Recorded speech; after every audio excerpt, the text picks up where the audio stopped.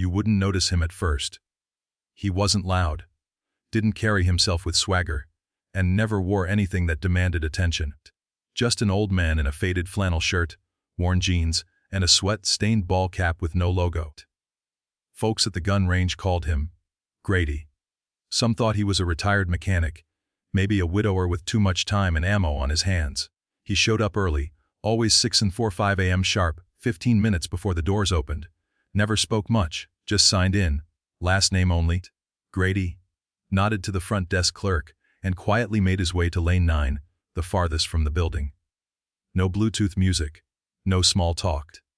His routine never changed: one pistol case, a single box of 45s, a beat-up thermos with tape wrapped around the handle. He carried everything in his right hand, low and steady. He never brought more than he needed, never stayed longer than he had to. 30 rounds, one paper target, and then he was gone. To the untrained eye, he was just another lonely soul in flannel. But the staff had noticed. The stillness in his posture, the way his eyes checked his surroundings like he never left the field, and how his hands moved with a precision that wasn't practiced, but ingrained. Grady didn't miss. He didn't flinch. And he never picked up his brass. Because some men don't come to prove something, they come to remember. Logan Hayes had seen plenty of weekend shooters. Guys who strutted onto the range like they were in a movie, loud, flashy, and more bark than bite. So when he noticed the older man in lane 9, quiet, slow-moving, and dressed like he'd just stepped off a Montana ranch, he didn't think much of it. The man wore a faded flannel shirt, jeans that had seen 100 wash cycles, and a tan ball cap with no logo, no rank, nothing. To Logan, he looked like someone's grandpa who'd found a new hobby after retirement. But then he heard it. Not the volume. Not the blast of the 45. It was the rhythm. 3 shots. Pause. 2 more. Pause. All tight, all deliberate, no wasted motion, no flair. It was the kind of cadence you didn't learn in a weekend class. It was earned through repetition and real, world stakes. Logan was a SEAL trainee, home for a brief leave before advanced training. He prided himself on recognizing the difference between amateurs and professionals. And the old man, Walter Grady, was no amateur. Logan glanced over and studied the man's grip, textbook, stance, solid, recoil management, minimal. The guy wasn't reacting to the weapon, he was commanding it. As Walter reloaded, Logan's eyes caught something barely visible on his left forearm. A sun, faded tattoo. Simple and small, just 2 numbers and an insignia. No eagle, no flag, no flaming skull. But it stopped Logan cold. He knew that marked. It was the emblem of Marine 1st Reconnaissance Battalion. And it wasn't the kind of ink you picked off a wall in a tattoo parlor. It was earned, and only by those who'd been places most men never return from. Logan hesitated, then stepped closer, careful not to spook the moment.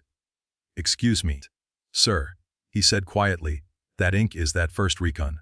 Walter didn't turn right away. He fired one last shot, calm and steady, set the pistol down, then looked Logan dead in the eye. "Once," he said, "just that, one word, no bravado, no nostalgia," but it hit Logan like a hammer. That kind of answer wasn't dismissive. It was deliberate. It was the kind of response that came from a man who'd seen and done more than he could ever say, and chose silence over spectacle. Logan backed off respectfully, but his eyes never stopped drifting toward Walter. The man moved with the grace of memory, not muscle. Every reload, every shot, carried the weight of experience.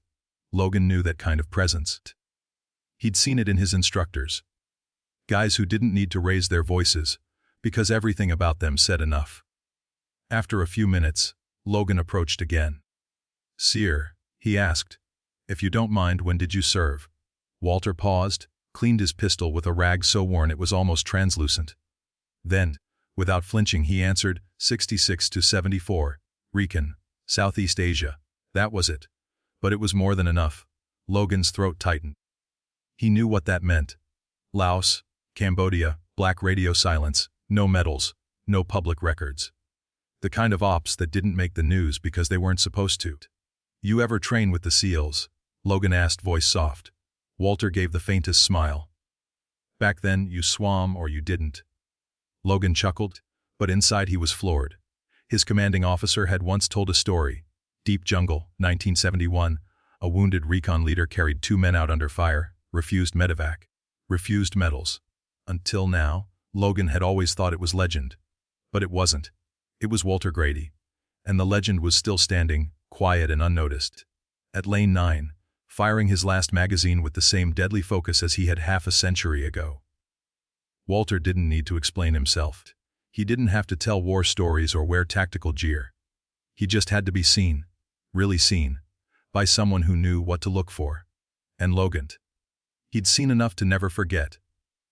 Logan Hayes sat in front of his laptop, long after the lights had dimmed and the rest of the house was asleep. Something about that morning at the range wouldn't let him go. The weight of the coin in his pocket. It wasn't just metal. It was memory. History. Silence wrapped in brass. The man who had handed it to him, Walter Grady, wasn't just another range regular. He was something else. Something from a time most people had forgotten, or never really knew. Logan had seen posers before. Guys who stitched fake unit patches onto their gear or talked loud about operations they'd never been part of. But Grady was different. He didn't talk. He didn't posture. He moved like someone who had carried weight heavier than gear or weapons. He carried silence, and it clung to him like an old uniform.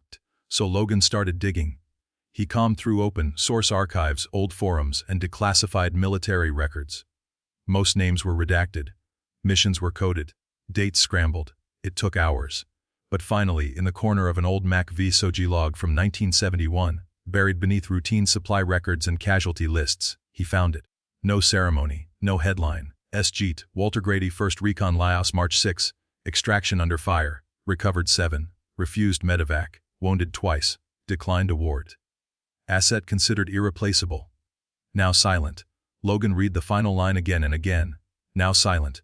That word hit him harder than anything else. Not retired. Not discharged. Not even missing.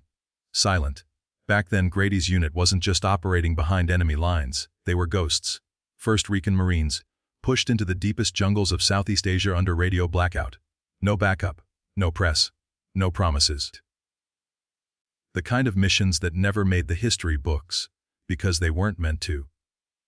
The kind of names that never made it onto plaques, because someone had erased them, deliberately. Grady had been in Laos, deep Laos, likely Cambodia too, recovering downed pilots, disabling supply lines, leading men through jungle hell without the assurance of rescue. Logan had heard of operations like that in training, whispers of them. One story stuck in his mind. A recon team pinned down in 1971, the team leader wounded, carrying 2 men out under fire while calling in evac on a secure black channel. That mission had never been confirmed, until now. Walter Grady didn't just serve. He endured. He survived things most men never would. And he carried it all back home in silence. Not out of shame, out of discipline. This was a man who never wrote a memoir, never gave a speech, never tweeted about his trauma. He showed up to a shooting lane, week after week, with 30 rounds and a battered thermos, carrying decades of war in his bones, and let it speak for him. Logan leaned back in his chair, the glow of the screen flickering in his tired eyes. He felt humbled, awed, small. The next morning, he didn't speak much at the range either. But when Walter arrived, same truck, same flannel, same unassuming walk across the gravel, Logan stood a little straighter. So did a few others. Because now they knew. The old man at Lane 9 wasn't forgotten. He was simply quiet. And in that quiet, he had never stopped teaching. Walter Grady had just finished his last magazine. 30 rounds, no more, no less. Each shot measured, precise, almost ceremonial. As he placed the pistol down and reached for the faded rag in his bag, the younger man beside him stepped forward again. Logan Hayes had watched every movement, every pause between shots, every deliberate reload, every subtle scan of the horizon that didn't need to be scanned. He knew now that this wasn't just an old man playing soldier on weekends. This was a man who had been forged in a place and time most couldn't imagine. "Sir," Logan said quietly, "if you don't mind me asking, when did you serve?" Walter paused, not in irritation or discomfort, but as if weighing whether the question deserved an answer. He placed the rag down, looked directly at Logan, and said simply, 66 to E74. Recon. Southeast Asia. Logan felt his throat tighten. That lined up exactly with what he had suspected. And the ink, faded, sun-worn, but unmistakable, wasn't a design.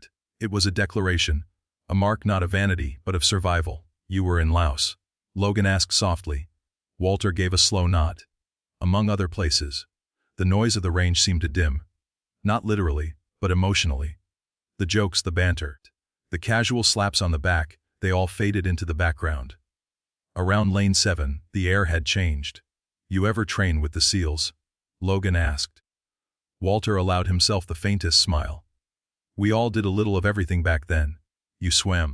You survived, or you didn't. Logan couldn't help but smile in return. My CO once told us about a recovery mission in 71. Deep jungle. They said the guy who led the exfil was wounded, but carried 2 men out under fire. Said it was classified for years. Walter didn't flinch. A lot of things were classified for years. And just like that, the moment closed. Not abruptly, but gently. Like a door that creaked open long enough to offer a glimpse before returning to shadow. Walter stood, zipped his range bag, and prepared to leave. Logan, with instinct rooted in something deeper than protocol, snapped to attention, not out of formality, but pure respect. Sir, he said clearly, thank you for your service. Truly, Walter paused, studied him. Then, slowly, he returned, not with a salute, not with a handshake, but with something far more personal. He placed a coin in Logan's hand. It was heavy, cold, real. One side bore the insignia of 1st Recon. The other, a single word, still here. Then Walter leaned in, his voice just above a whisper. You'll know when it's your time to go quiet. Until then, earn it.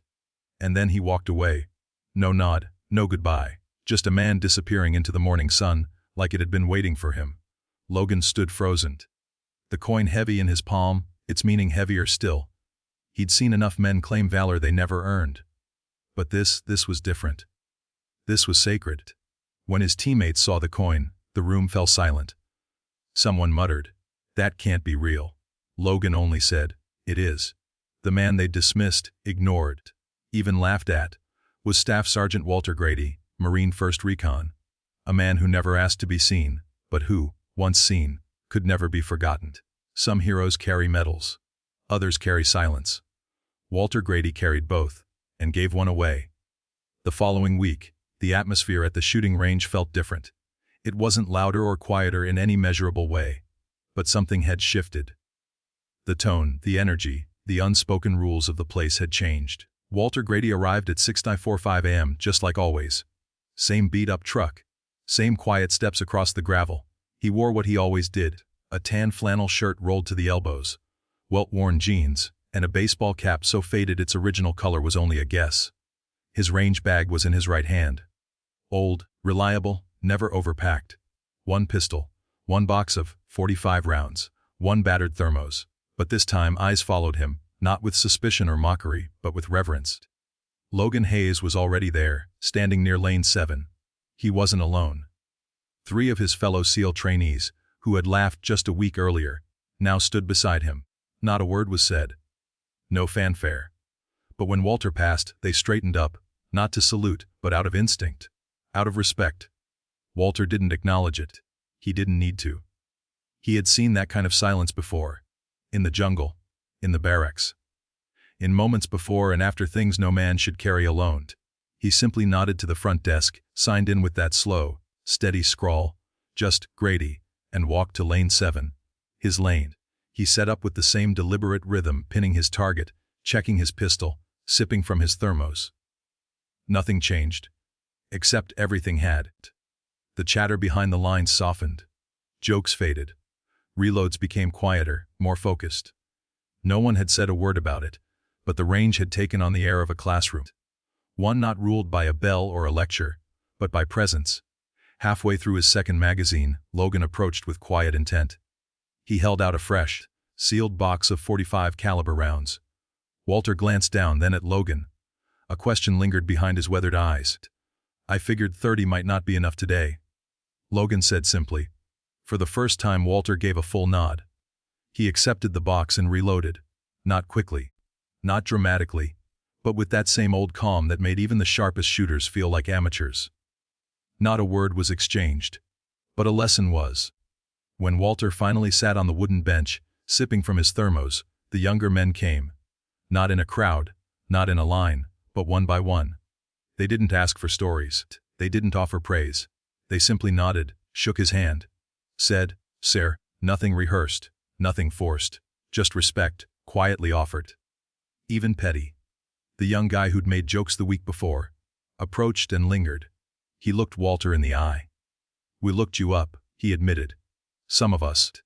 You saved a lot of people." Walter wiped the rim of his thermos with his sleeve. "They saved each other," he replied. Petty opened his mouth, as if to say more.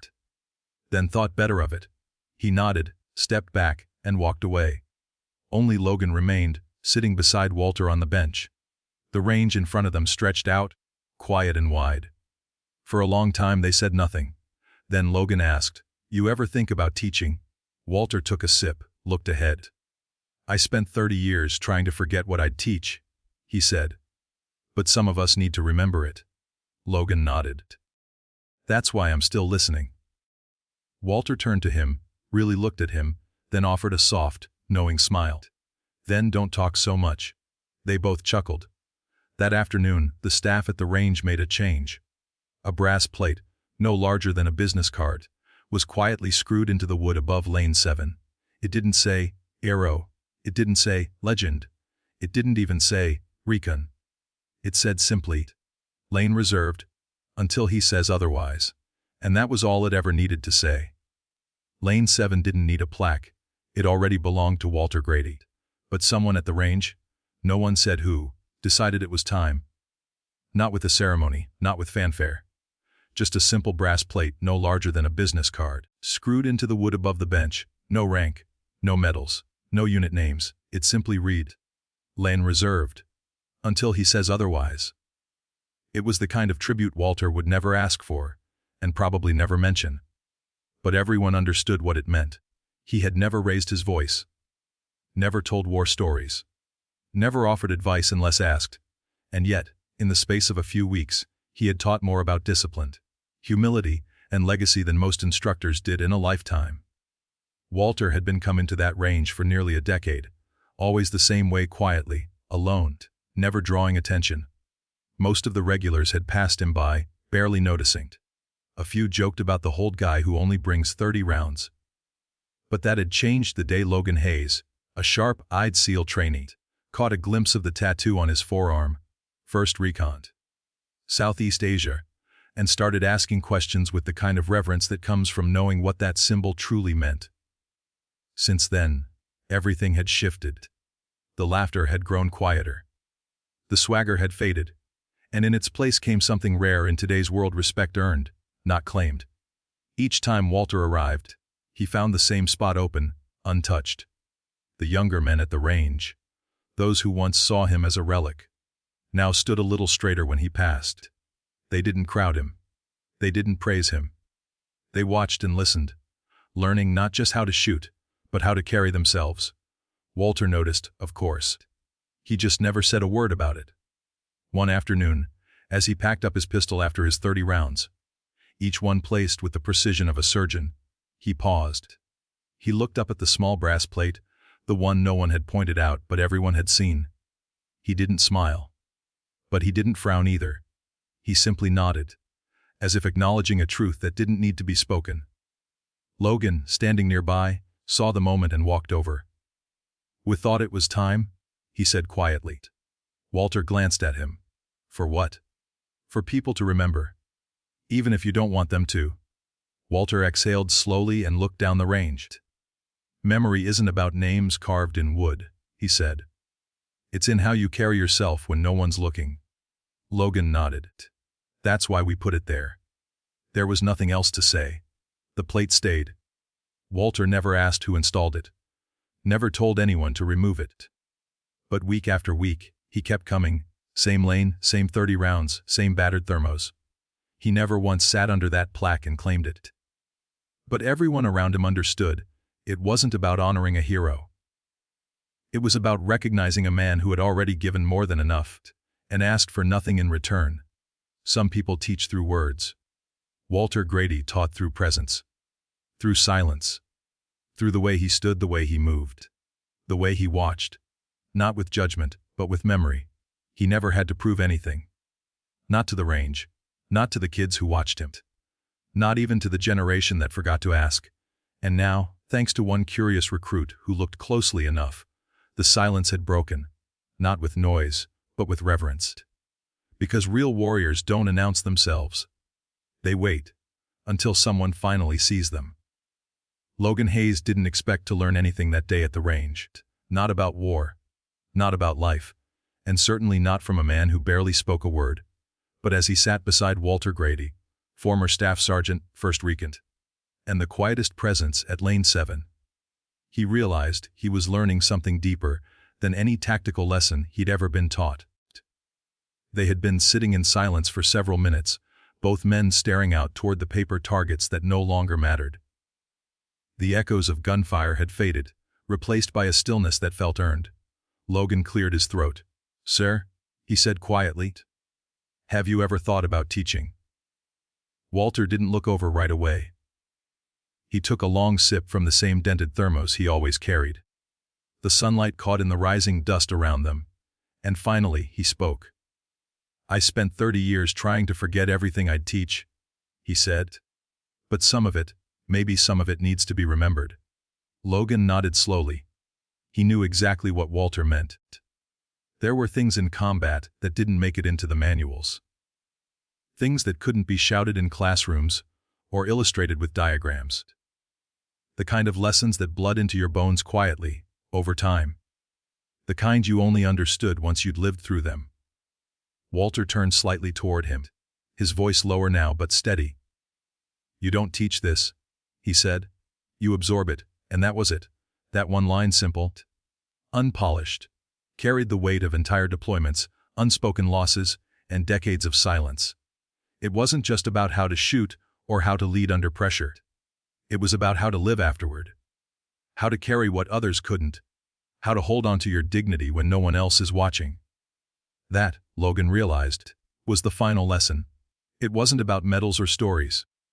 It wasn't even about the coin Walter had given him a week before, the one with the 1st Recon insignia on one side and the words, "Still here," on the other. That coin wasn't a gift. It was a responsibility. Walter had never told his stories because the stories weren't the point. The silence was. The discipline. The quiet presence that didn't demand attention but commanded it. His every motion, from the way he loaded a magazine to the way he nodded without speaking, taught something. Something real. Something lasting. Before they parted, Walter stood and glanced back at Logan. "Don't talk so much," he said with a faint smirk. Logan chuckled, not because it was funny, but because it was right. There was nothing more to say. Later that day, after Walter had left, Logan found something on the bench, an untouched box of .45 caliber rounds. Brand new, still sealed. A small gesture. But it said everything. Walter had acknowledged him. Had passed something on. And Logan, like the others who now stood straighter, when the old man walked by, understood that he hadn't just met a veteran. He had met a teacher of the highest kind.